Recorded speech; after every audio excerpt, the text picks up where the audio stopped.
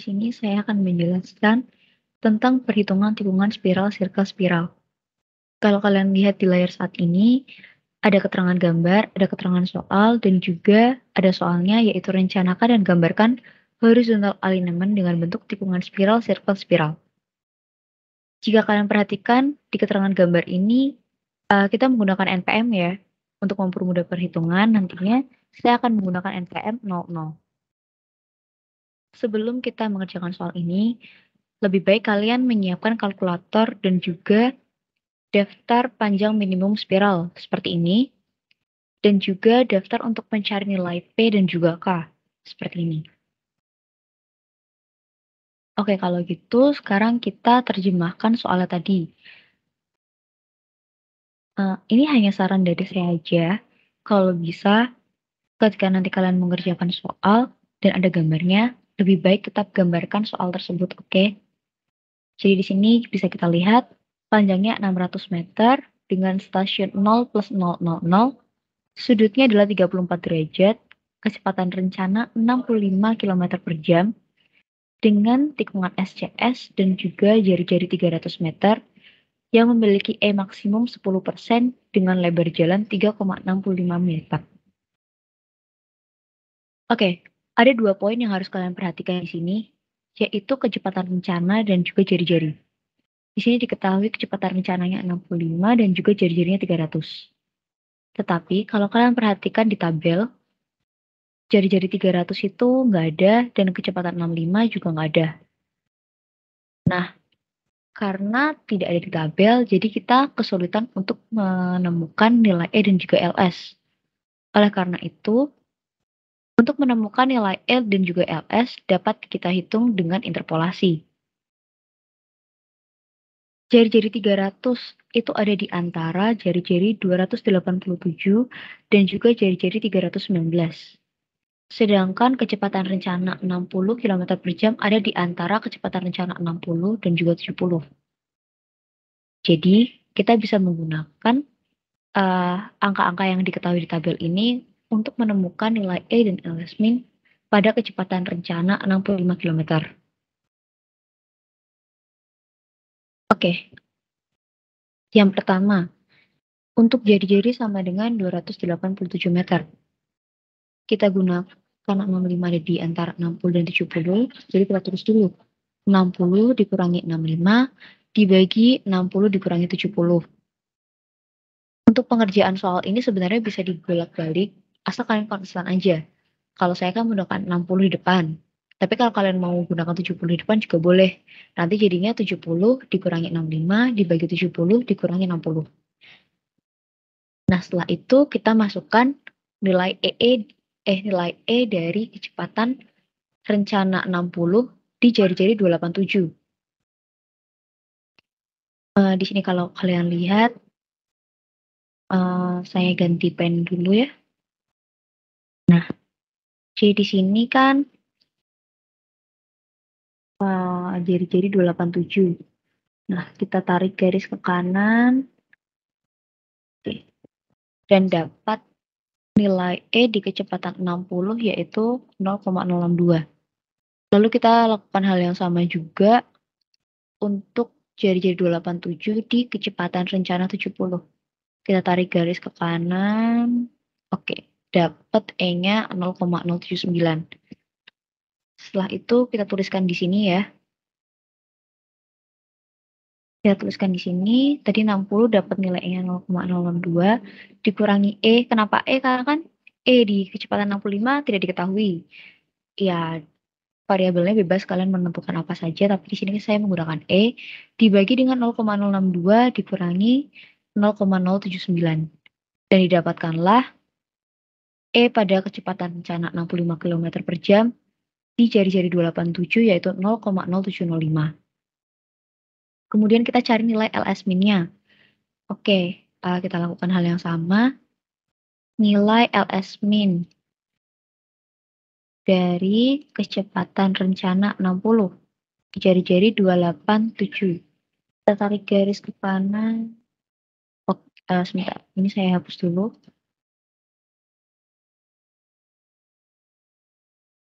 Ini dari jari-jari 287 ya. Kita tarik ke kanan ke tabel 60 dan didapatkan nilai LS min-nya 50. Kemudian untuk nilai LS min di kecepatan 70 kita dapatkan nilainya tetap 70. Jadi kita tuliskan saja di sini 60 dikurangi 65 dibagi 60 dikurangi 70 sama dengan 50 dikurangi X dibagi 50 dikurangi 70 dan didapatkan X-nya adalah 60. X ini akan berlaku sebagai LS min di kecepatan 65 dengan jari-jari 287. Lalu kita lakukan hal yang sama juga untuk jari-jari di 319. Oke, kita kembali ke tabelnya tadi. Tadi kita mau pakai yang 319 ya. Jadi dari 319 ini kita tarik ke kanan ke arah tabel 60. Ini tabel 60 ya. Oke, dapat E-nya 0,057. Lalu untuk nilai E dari jari-jari 319 kecepatan 70 yaitu dapat nilai E-nya 0,074. Terus kita masukin nilainya.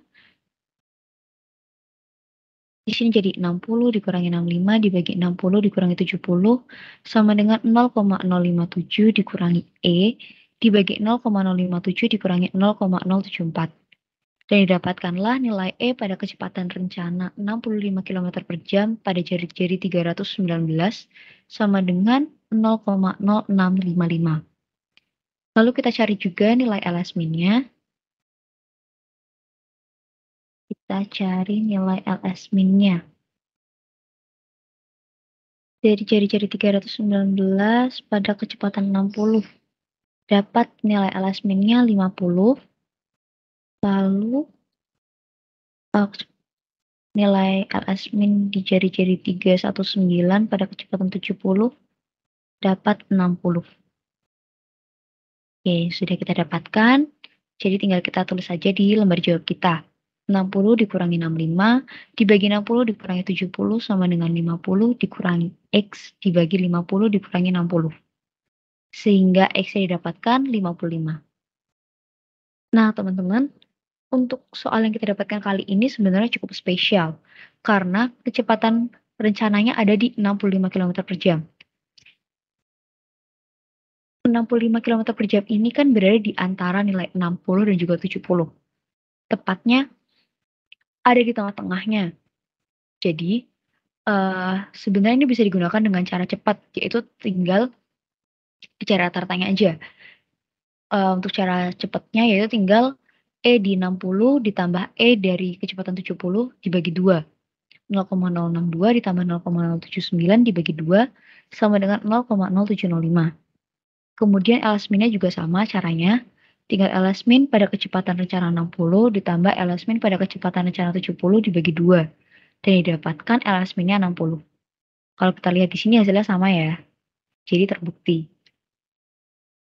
Untuk yang jari-jari 319 juga cara cepatnya sama. Dan jelas hasilnya nanti sama. Setelah kita dapatkan nilai E-nya dan juga nilai LS min-nya pada kecepatan 65 di jari-jari 287 dan juga 319, sekarang kita bisa mencari nilai E dan LS min pada jari-jari 300 meter. Caranya juga sama, harus diinterpolasi.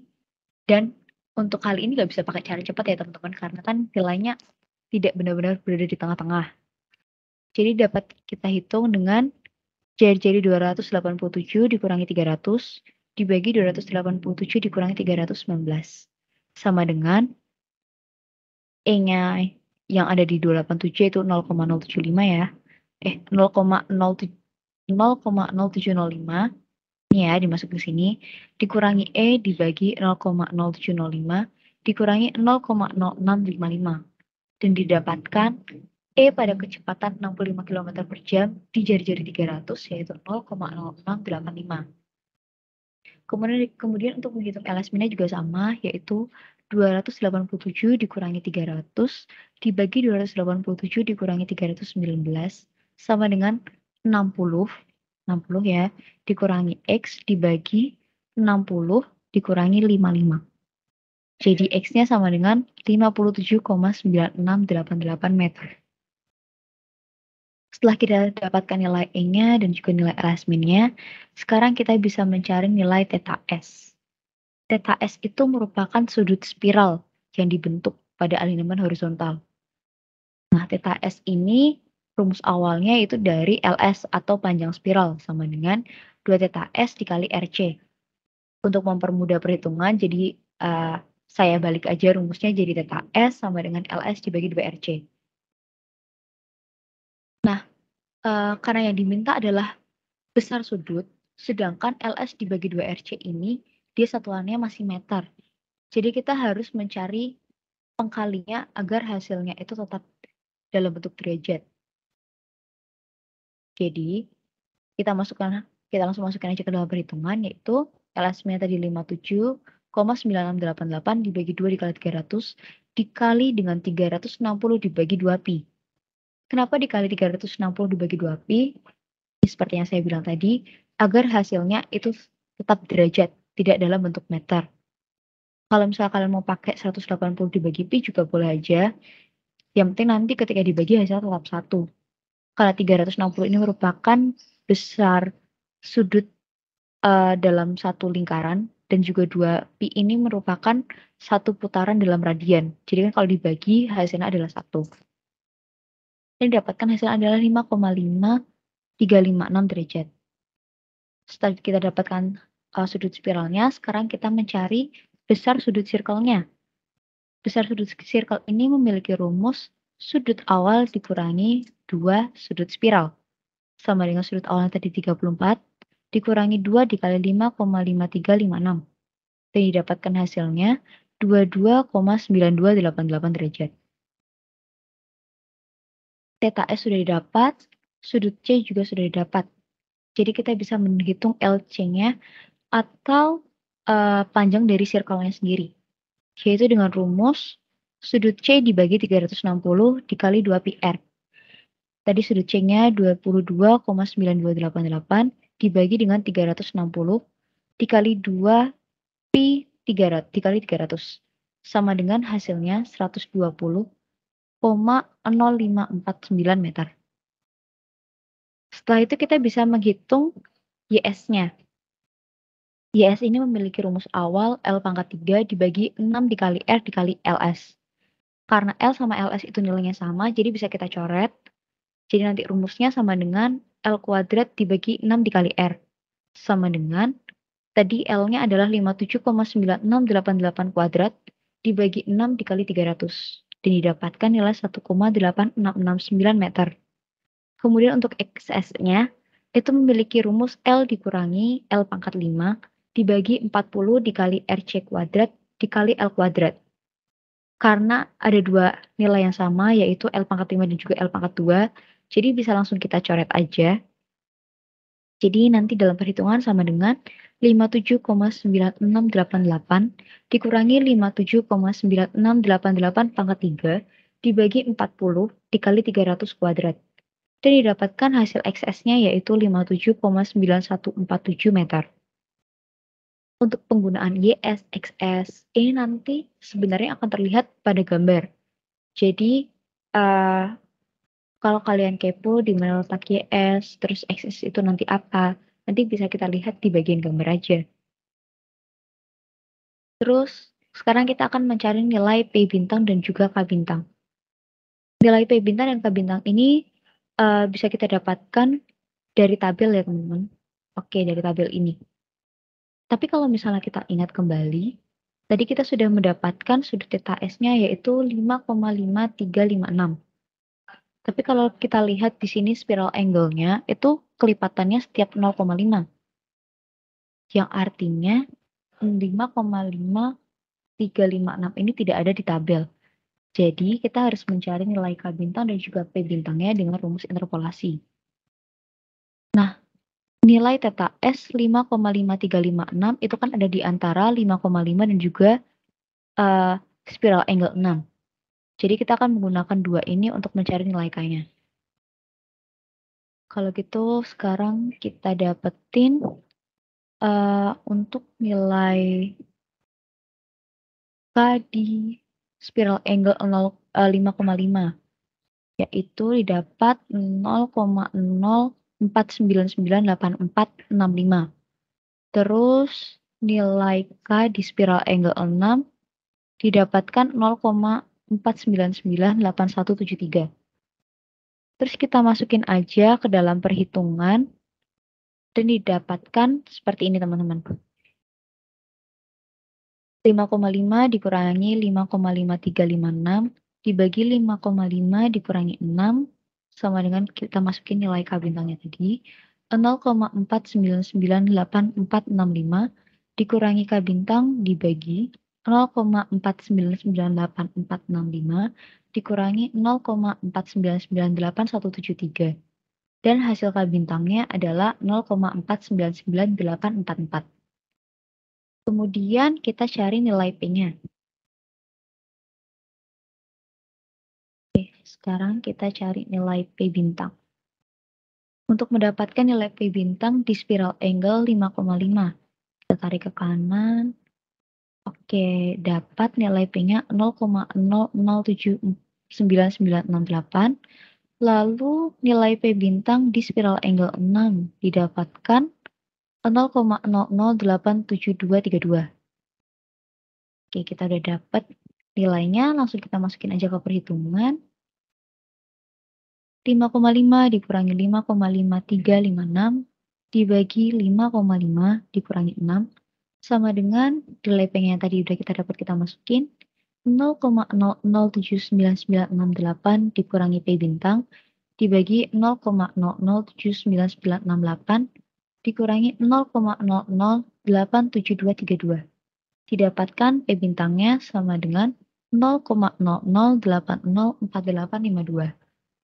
Oh ya teman-teman, khusus untuk nilai K bintang dan juga P bintang yang kita temukan ini, kalian harus menuliskan seluruh angka yang ada di kalkulator kalian. Jangan dibulatin dulu. Kenapa? Agar ketika kita menghitung K dan juga P, nantinya tuh nilainya tuh bisa lebih valid gitu. Setelah kita dapat nilai K bintang dan juga P bintang, sekarang kita mencari nilai K-nya. Nilai K dapat dihitung dengan cara K bintang dikali dengan LS.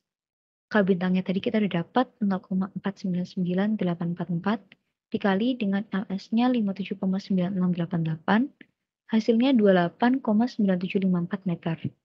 Kemudian nilai P-nya didapatkan dari P bintang dikali LS sama dengan tadi nilai P bintangnya 0,00804852 dikali LS-nya 57,9688 didapatkan hasilnya 0,46666 meter. Setelah itu kita bisa mencari nilai ES dan juga TS-nya. ES memiliki rumus RC ditambah P dikali sekanes sudut dibagi 2 dikurangi RC. Sama dengan tadi RC-nya 300 ditambah P-nya 0,4666 dikali sekanes dari 34 dibagi 2 dikurangi 300. Didapat nilai ES-nya 14,1954 meter. Lalu kita hitung nilai TS-nya dengan rumus RC ditambah P dikali tan sudut dibagi 2 ditambah nilai K. Sama dengan R-nya tadi 300 ditambah P-nya 0,4666 dikali tan 34 dibagi 2 ditambah nilai K-nya 28,9754. Hasil dari TS yaitu 120,8373 meter. Selamat malam semuanya, saya Samuel Hans. Di sini saya akan menjelaskan bagaimana cara menggambar elemen horizontal dan diagram superelevasi untuk mata kuliah perancangan geometrik jalan. Nah, di sini kita akan menggambar ada dua tuh. Dan sebelum menggambar ada data-data yang akan kita kerjakan. Nah, dari data yang kita dapat, kita rangkum aja seperti ini, mulai dari derajat sampai dengan TS-nya. Lalu di sini ada data-data pembantu yang akan membantu kita dalam menggambar diagram superelevasi. Nah, cara menggambarnya gimana tuh? Dari awal, aku biasanya menggambar dulu, tarik dulu garisnya seperti ini. Nah, lalu kan kalau bentukan gambar diagram elemen horizontal tuh ada yang ke samping dan juga ke bawah seperti ini. Tapi ininya tidak boleh sembarangan ya. Dia harus memakai derajat yang udah diketahui. Itu 28 derajat. Jangan menggambar sembarangan, harus pakai busur. Lalu di sini aku tandai nih jarak yang terjauh. Di mana jarak terjauh di sini adalah TS. Berarti di sini adalah TS sejauh berapa? Kalau di kertasnya, aku misalkan di TS itu harus 5 cm. Nah, misalnya. Lalu 5 cm ini buat apa? 5 cm ini buat membanting kita dengan gambar lainnya. Jadi jarak-jarak lainnya seperti YS, ES, XS, dan K itu akan menjadi memakai patokan 5 cm ini. Jadi ya misalnya nih, kita kan habis TS ada gambar K tuh. Nah, K-nya bakal sepanjang apa, atau XS-nya bakal sepanjang apa, ya kita misalkan aja, kita bandingkan aja. XS-nya dengan panjang 49,98, berapa? Dibagi dengan jarak TS-nya 130,3719 sama dengan 5. Salah. 5-nya kan punya ETS ya? Sorry.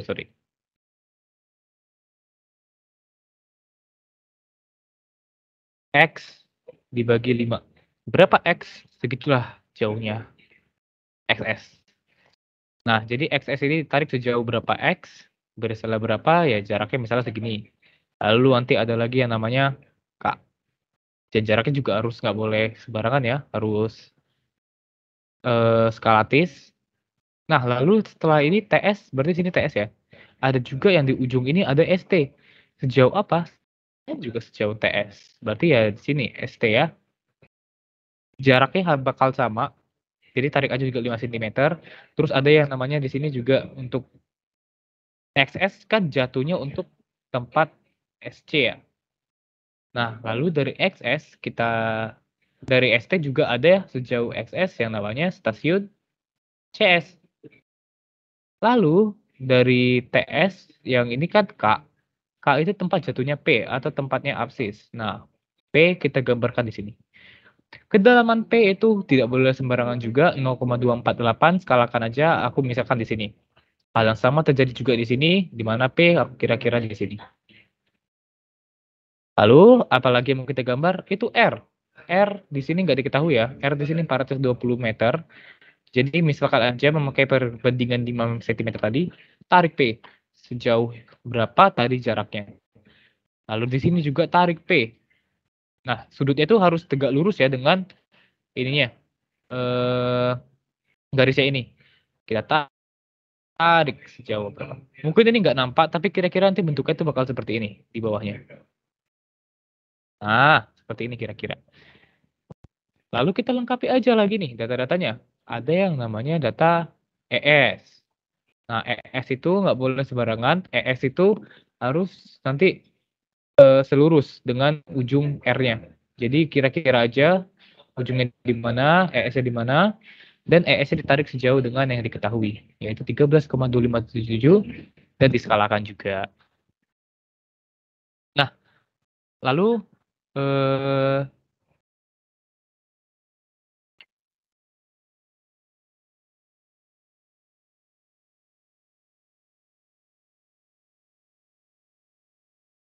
nah, lalu ditambahkan aja jarak-jaraknya tambahan seperti YS ya, YS juga ditarik sejauh berapa? Ini 0,922. Ya, berarti di sini ya 0,922 sampai di sini dan di sini juga sama. Tinggal kita sempurnakan deh gambar kita. Tarik busurnya ke sini, lalu tarik ke sini, tarik lagi ke sini. Tapi jelek sekali ya. Nah, aku ulang dengan pulpen yang lain deh, biar bagus. Tarik dari TS ke P, lalu kita tarik ke ES, kita tarik lagi ke CS, dan kita tarik lagi ke ujung P. Lalu kita keluarkan ke ST. Maaf ini gambarnya agak jelek banget, soalnya saya menggambarnya pakai mouse. Ini benar-benar gak mulus banget gambarnya. Nah, di sini jangan lupa ya ditambahkan ES ya. Lalu kita sempurnakan lagi gambar kita dengan yang namanya sudut-sudut tambahan tadi. seperti delta S, delta C, itu dengan menarik dari SC ke bawah, dari CS ke bawah. Jadi nanti gambar itu seperti ini. Nah, ini anggap lurus. Jadi nanti yang di sini itu delta S, yang ini delta C. Dan besar sudutnya itu bakal harus sesuai dengan delta S dan delta C kita punya. Dan dari ini semua totalnya itu bakal sebesar 28. Jika tidak sebesar 28, berarti ada yang salah dengan gambar kalian.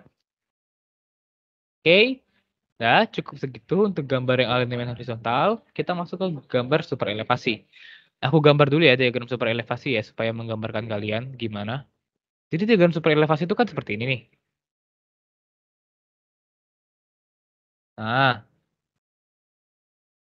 nah saya menggambarnya biasanya menggunakan dua skala, yaitu skala untuk horizontal dan vertikal. Nah, untuk yang horizontalnya sendiri, itu aku ya gini ya, dan yang untuk vertikal ya gini. Nah, saya memisahkan pertama, kan kalau yang besarnya ini besar dari soal ya, kalau kita tuh 2%. Jadi aku misalkan lebarnya yang di ke dalam ini 2% itu sebesar 1 cm. Maka jarak dari garis ini ke garis ini, garis yang di atas ini, itu kan nggak boleh sembarangan. Harus sebesar apa? Sebesar E kita, 0,0608. Berarti 6,08%. Jika 2% 1 cm, maka 6,08% berapa cm? Ya, kita pakai cara yang tadi aja. 2%, 6,08 sama dengan 1 per X. Dapatlah X-nya berapa? Kalau kayak gini kayaknya kira-kira 3, berapa senti ya. Ya berarti tarik aja ke atas 3 cm. Jadi nanti garisnya yang ini, itu jaraknya 3 cm dari garis yang ini. Untuk yang skala yang vertikal juga sama. Kan ada yang kalau vertikal tuh ada LC, ada ke LS. Nah, untuk ini harus skalatif juga. Besarnya LC aku misalin 5 cm. Yang itu adalah 156,3703. Ya udah kalian cari aja LS-nya berapa. Jika 156,3703 itu 5 cm, maka 50 meter berapa cm? Aku ulang ya gambarnya ya, biar kita mulai lagi dengan lebih rapi.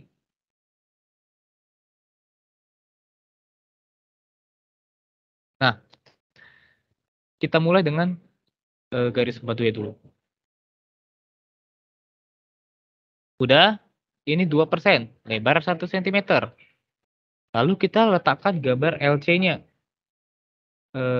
Mau LC-nya sebesar mana? Berarti kan hanya aku lebarin LC-nya sebesar 5 cm ya. Maka ini LC. Lalu aku mau LS-nya sebesar berapa? Bukan aku mau, sorry. LS-nya berapa cm sesuai dengan skala kita tadi. Sama yang terjadi dengan LS-nya yang sebelah kiri. Lalu kan ada juga yang namanya LP ya. Nah, LP itu mau di mana letaknya? LP itu ada rumusnya, teman-teman. Dimana kalau di kasus kita ini 2%, dibagi 2% ini dapat dari mana? 2% ini ya. Nah, lalu 2% dibagi dengan 0,08%. Atau yang disebut dengan E kita, dikalikan dengan LS. Di mana LS kita itu 50 meter. Dapatlah di sini angkanya itu nanti 16, 16, 447. Jadi nanti LS-nya, EP-nya aku kira-kira di sini. Nah, lalu kita tinggal gambar aja nih, kita plot aja gambarnya. Dengan pakai bantuan garis batu dulu. Dari ini kita tarik aja garis putus-putus ke bawah. Dari sini kita tarik garis putus-putus ke bawah. Dari ini kita tarik juga. Dari ini kita tarik juga. Dari ini kita tarik juga. Nah, sekarang kita tinggal sempurnakan gambarnya. Aku pakai tinta yang warna berbeda. Jadi tadi kan kita mau tarik garisnya yang kayak seperti ini ya. Yang bentuknya seperti ini. Jarak dari itunya ke sini tadi kan kita buat tadi 2%. Dan perbandingan 6,08%. Berarti tariklah garis kira-kira 3 cm ke atas. Ini dia garisnya. Misalnya segitu. Nah, lalu setelah tarik 3 senti ke atas, ya udah tinggal kita tarik lagi. Tapi di sini nggak boleh tarik ke apa ya? Kita butuh tambah lagi garis bantunya. Ini garis bantu yang biru ini, garis bantu yang biru untuk di mana titik akhir dari gambarnya atau garis super elevasinya. Jadi aku tarik ke ujung sampai di sini. Yang ini juga aku tarik sampai ke ujung ini. Seharusnya kalau kalian skalatis ya, ini nanti dia bakal bersinggungan di endingnya. Seharusnya. Jadi kalau skalatif harusnya iya. Nah, lalu yang atas udah nih. Yang bawahnya gimana? Kalau yang atasnya tadi 3 cm kan, karena dia 6,08%, makanya yang bawahnya kan tuh juga 6,08%, tapi nggak boleh 3 cm juga ya teman-teman. Kalau ke bawahnya ini, itu udah termakan sama yang 2%-nya ini. Maka ke bawahnya itu skalanya itu harus dikurangin dulu dengan 2%. Maka nanti dia 4,08%. Ya, diskalain lagi kira-kira berarti 2 cm ya. Jarak untuk yang di bawahnya, ya ini aku gambar lebih pendek ya. Ini 2 cm, yang ini 3 cm ke atas. Terus aku tarik aja deh lagi ke atas. Ini. Dah, selesai. Sampai di sini masih belum. Harus kita sempurnakan dulu gambarnya. Kita masukkan 0,0608. Tuh, E-nya atas dan bawah juga. Lalu kita masukin potongan-potongan A, B, dan C. Yang ini. Kita masukin satu demi satu. Aku pakai dia warna pulpen yang berbeda. Di sini yang pertama ada yang 2%. Lalu yang di sini ada yang 0 dan 2%. 0 dan 2. Lalu yang di sini ada yang 2% juga. Dan di sini yang terakhir yang paling dalam itu 6,08. Ini semua persen semua ya teman-teman, jangan lupa. Nah, setelah ini kalian jangan lupa untuk yang dalamnya ini dihapus lagi garis bantunya ini. Karena garis bantu yang di dalamnya ini harusnya putus-putus. Jadi makanya untuk memakai garis bantu ini awalnya harus pakai pensil dulu. Nah, jadi setelah tercipta gambarnya, hapuslah kembali itunya. Garis bantunya tadi. Bukan garis bantu ini namanya ya. Garis apanya tebal super elevasi 2% ya.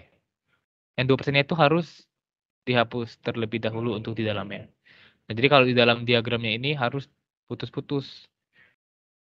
Lalu di luar nanti sambung lagi. Lalu yang di bawahnya juga. Ketika di dalamnya harus putus-putus. Lalu nanti sambung lagi. Nah, ya kira-kira beginilah bentuk gambaran diagram super elevasinya. Oke, jadi udah 2 gambar inilah yang harus kalian gambar di UTS dari perancangan geometrik jalan nanti. Aku harap 2 diagram ini, cara menggambar 2 diagram ini membantu kalian dalam UTS kalian nanti, dan aku doakan terbaik pada kalian. Terima kasih teman-teman, selamat malam.